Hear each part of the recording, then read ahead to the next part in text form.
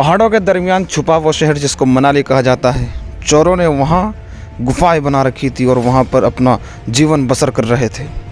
यहाँ पहुँचते ही जो मुझे सबसे पहली बात पता लगी वो ये थी कि हवा के सिवा यहाँ कुछ भी फ्री नहीं है। औरतों का दबदबा इस कदर बढ़ चुका था कि वो अपना श्रृंगार का सामान लेने के लिए भी अब मर्दों को भेज रही थी। मर्द समाज की मदद के लिए जैसे ही मैंने चाहा कि जिन को बुलाया जाए तो मैं दंग रह गया कि जिन भी सामान लेने के लिए गया हुआ है।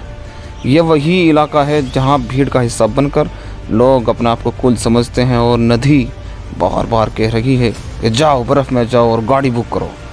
टैक्सी वाले से अभी किराया पता करने जा रहे हैं दोस्तों। आ जाओ। हाँ टैक्सी वाले हैं आप?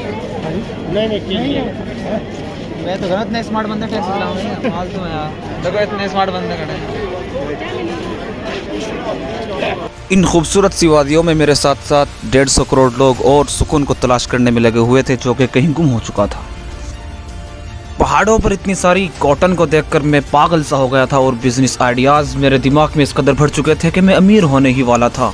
लेकिन पीछे से एक ने आकर मुझको कहा कि पहाड़ी लोग इसी को ही बर्फ़ का नाम देते हैं। एक याक नामी परिंदा जो कि पिछले ज़माने में लोगों को बहुत सताया करता था, लेकिन इस दौर के बच्चों ने उसको बंदी बनाया और वॉक पर लेकर जा रहे हैं। एक सुरंग जो हमेशा अटल रहा करती थी, वहाँ के बादशाह ने उससे जलकर चारों तरफ पहाड़ों को लगा दिया और नज़र रखने के लिए कहा गया। लेकिन जब हमने उसके अंदर जाकर देखा तो हमें मालूम हुआ कि उसका दिल तो बहुत बड़ा है।